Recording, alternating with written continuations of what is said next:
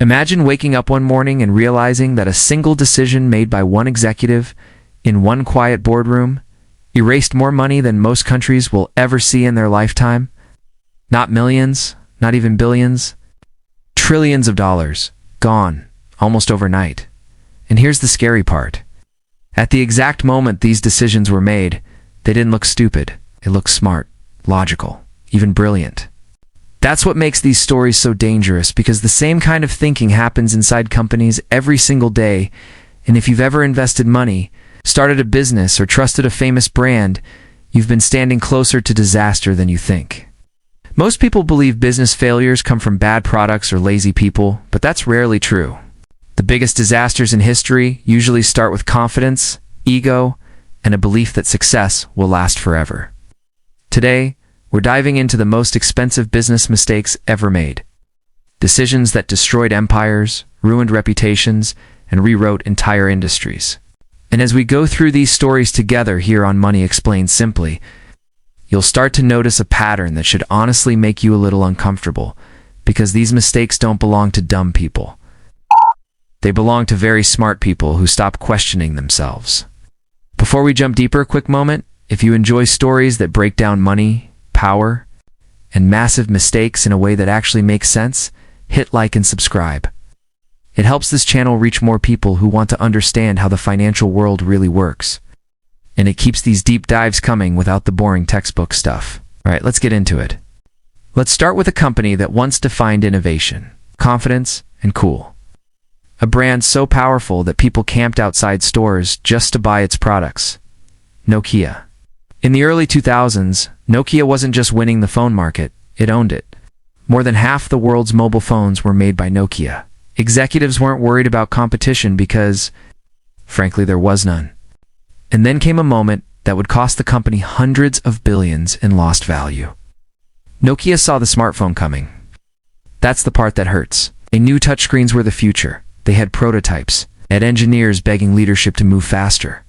But management believed their existing system was good enough. They feared changing too quickly might hurt their current profits. When Apple launched the iPhone, Nokia didn't panic. It laughed. Touchscreens were called a gimmick. Physical keyboards were what customers really wanted. Within a few years, Nokia's market share collapsed. Its brand faded, and a company that once ruled the world sold its phone business for a fraction of its peak value. The mistake wasn't ignorance.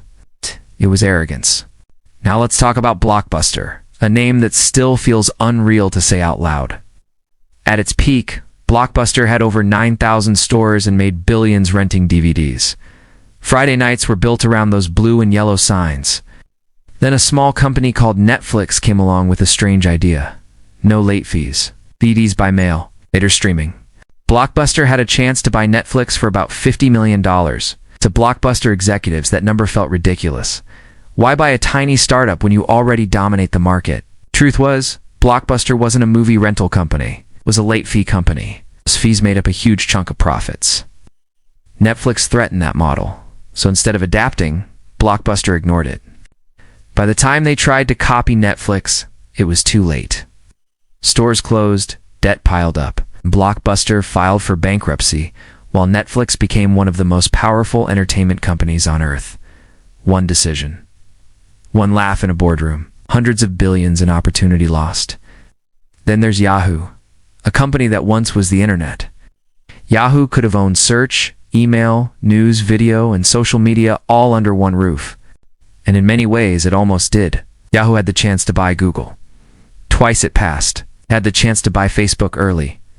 It hesitated. It even bought Tumblr for over $1 billion, and then had no idea what to do with it. Yahoo's biggest mistake wasn't one bad deal. It was years of indecision, constant leadership changes, no clear vision. While Google focused on search and Facebook focused on social connection, Yahoo tried to be everything and ended up being nothing. When Verizon finally bought Yahoo, the price was so low, it shocked Wall Street. What was once one of the most powerful tech companies in the world faded into a warning story about losing focus. Let's move into one of the most shocking corporate failures ever, Enron. On the surface, Enron was America's most innovative company. Executives were celebrities. The stock price soared. Employees felt invincible. but underneath, the entire business was built on lies. Enron used complex accounting tricks to hide massive losses and make failing projects look profitable.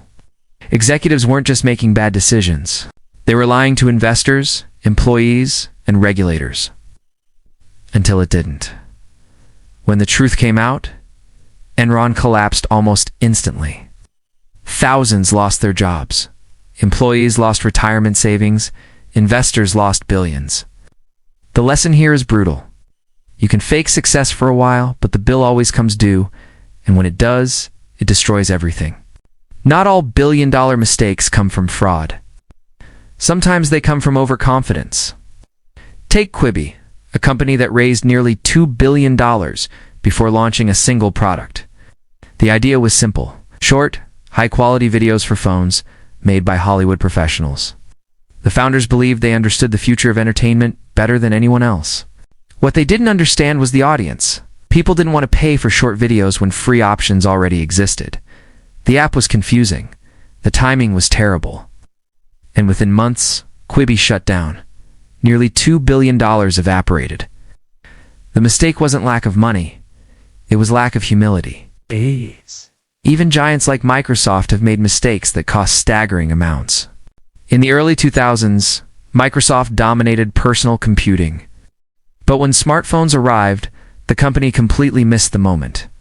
Windows Phone arrived late and confused. Developers didn't support it, consumers didn't care. Microsoft wrote off billions and eventually exited the phone market entirely. They recovered, but the lesson remains. Even the biggest companies can be blindsided if they assume dominance equals safety. One of the most painful stories comes from Kodak. Kodak invented the digital camera. Let that sink in. The company that defined photography created the technology that would replace film. But executives feared digital cameras would destroy their profitable film business. So they delayed. They downplayed. They waited. Meanwhile, competitors embraced digital, and Kodak fell behind. By the time Kodak tried to pivot, it was too late. The company filed for bankruptcy, not because it lacked innovation, but because it was afraid of it. As we move through these stories, you might notice a theme forming. These companies didn't fail because they didn't know what was coming. They failed because they didn't want to believe it. Success creates comfort, and comfort kills urgency. Leaders start protecting what they have instead of building what they need next. Now let's talk about a decision so expensive it's still debated today: AOL and Time Warner.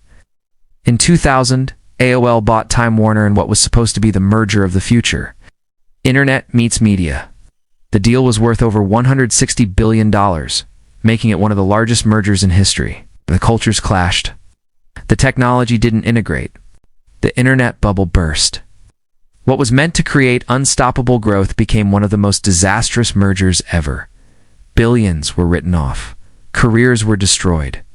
And the merger was eventually undone. Bigger doesn't always mean better.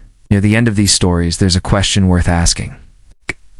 Why do smart people keep making the same mistakes? The answer is simple and uncomfortable.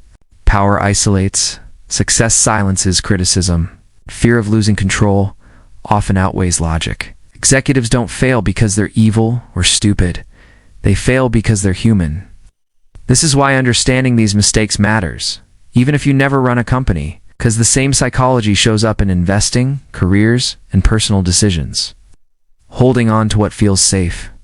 Ignoring warning signs. Guaranteeing the past guarantees the future. As we wrap up, think about which story surprised you the most, and which one felt uncomfortably familiar.